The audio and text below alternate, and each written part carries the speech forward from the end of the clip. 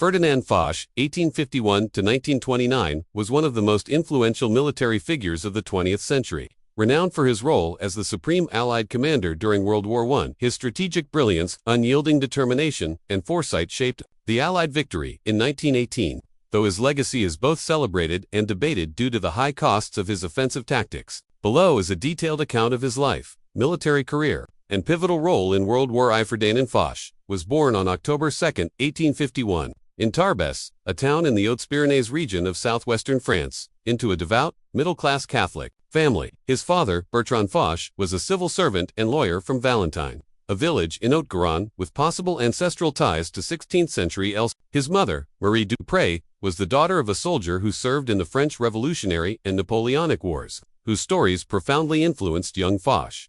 By age 6, Foch was engrossed in military history, reading historical accounts of battles and idolizing Napoleon Bonaparte for his strategic genius and elan, a combination of spirit, energy, and showmanship that Foch later emphasized in his military philosophy. Foch's early education took place in Catholic schools, including a seminary near Tarbes and the Jesuit College of Saint-Étienne, where he excelled academically, often winning prizes. In 1869, he attended the Jesuit School of Saint Clement in Metz to prepare for the entrance exam to the École Polytechnique, a prestigious military academy in Paris. The Franco-Prussian War, 1870–1871, interrupted his studies. As Metz came under German occupation following France's defeat, this experience left a lasting impact on Foch, fostering a deep resentment toward Germany and a determination to restore French pride. He enlisted in the French 4th Marine Infantry Regiment in 1870, but saw no combat before the war ended in 1871. Foch entered the École Polytechnique, choosing artillery as his specialty due to its intellectual rigor. Despite not completing the full course due to a shortage of junior officers, he was commissioned as a lieutenant in the 24th Artillery Regiment in 1873. Based in Tarbes, Foch's early military career was marked by steady progression and intellectual development. After receiving his commission, he served in various French garrisons, rising to captain by 1885. That year, he enrolled at the École Supérieure de Guerre War College in Paris, where he distinguished himself as one of the best military minds in his class. Graduating in 1887, his analytical approach, influenced by Clausewitzian principles emphasizing morale and the will to conquer, set him apart in a French military establishment often focused on defensive strategies. In 1895, Foch returned to the War College as an instructor, becoming chief instructor in 1896. His lectures, later published as On the Principles of War, 1903, and On the Conduct of War, 1905, became essential reading for French officers. Foch's teachings emphasized aggressive offensive tactics, the importance of seizing the initiative, and the moral dimension of warfare, encapsulated in his maxim, victory equals will.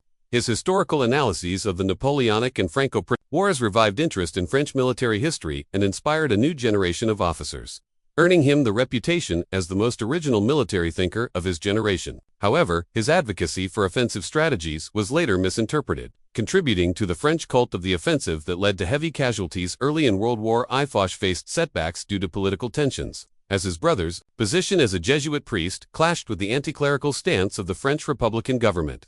In 1900, he was briefly forced to return to a line regiment, but his career rebounded. Promoted to colonel in 1903, he served as Chief of Staff for the 5th Corps and was appointed Commandant of the War College in 1908, a role he held until 1911. During this time, he forged connections with British and Russian military leaders, including General Henry Wilson, which proved crucial during World War I. By 1911, Foch was promoted to Major General, and in 1913, he became Lieutenant General, commanding the elite the 20th Corps at Nancy, tasked with protecting the Lorraine frontier. World War I, 1914 to 1916, were a critical phase in the conflict, characterized by massive mobilization, rapid offensives, and a shift from mobile warfare to entrenched stalemate on the Western Front, alongside significant engagements on the Eastern Front, in colonial theaters, and at sea. This period saw the failure of pre-war plans, unprecedented casualties, and the emergence of trench warfare, setting the stage for the prolonged conflict. Below is a comprehensive overview of the major campaigns, strategies, and outcomes. From 1914 to 1916,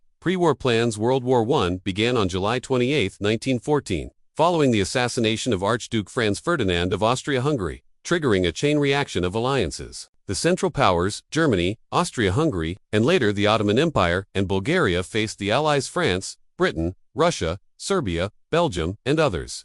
Both sides entered the war with ambitious plans for quick victories, but these strategies unraveled, leading to a war of attrition. Germany aimed for a rapid victory in the west by invading neutral Belgium to bypass French fortifications, encircle Paris, and knock France out within 6 weeks before turning to Russia. The plan, modified by Chief of Staff Helmuth von Moltke, relied on speed and overwhelming force but underestimated logistical challenges and Allied resistance. France's plan emphasized offensive action to reclaim Alsace-Lorraine, lost in 1871. It focused on attacking German positions in Lorraine but ignored the German advance through Belgium, leaving France vulnerable. The British Expeditionary Force initially aimed to support France and defend Belgium's neutrality, guaranteed by the 1839 Treaty of London. Russian strategy. Russia planned to mobilize quickly to relieve pressure on France by attacking Germany in East Prussia and Austria-Hungary in Galicia. Austria-Hungary focused on crushing Serbia while holding off Russian advances in Galicia. Western Front, 1914 to 1916. The Western Front, stretching from the North Sea to Switzerland, was the primary theater of the war and saw intense fighting in France and Belgium. The early campaigns transitioned from mobile warfare to trench warfare, with devastating losses. And forget to like, comment, and subscribe for more military, navy, and geopolitical updates. *The Battle of the Frontiers, August 1914, German invasion of Belgium, August 4 to 25, 1914. Germany invaded neutral Belgium to execute the Schlieffen Plan, capturing Liege, August 5 to 16 after fierce resistance. The violation of Belgian neutrality prompted Britain's entry into the war. German atrocities, including the destruction of Louvain and civilian massacres, fueled propaganda and stiffened Allied resolve.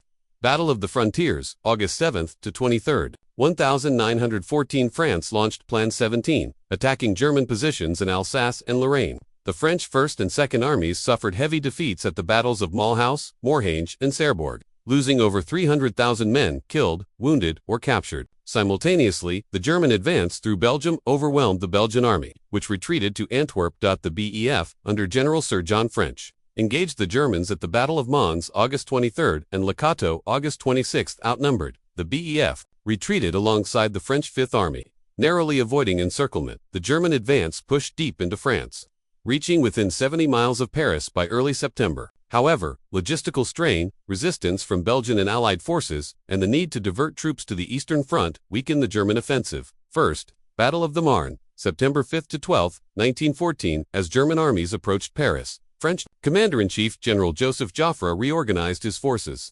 Bolstered by General Ferdinand Foch's Ninth Army and Parisian reinforcements famously transported in taxis, the Allies exploited a gap between the German 1st and 2nd Armies. The Allies counterattacked along the Marne River, halting the German advance. Foch's aggressive tactics and General Joseph Galini's defense of Paris were pivotal. The Germans, overextended and facing supply shortages, retreated to the Aisne River, approximately 500,000 total, 250,000 per side. The miracle of the Marne saved Paris and marked the failure of the Schlieffen Plan. Both sides began digging trenches, initiating the stalemate that defined the Western Front.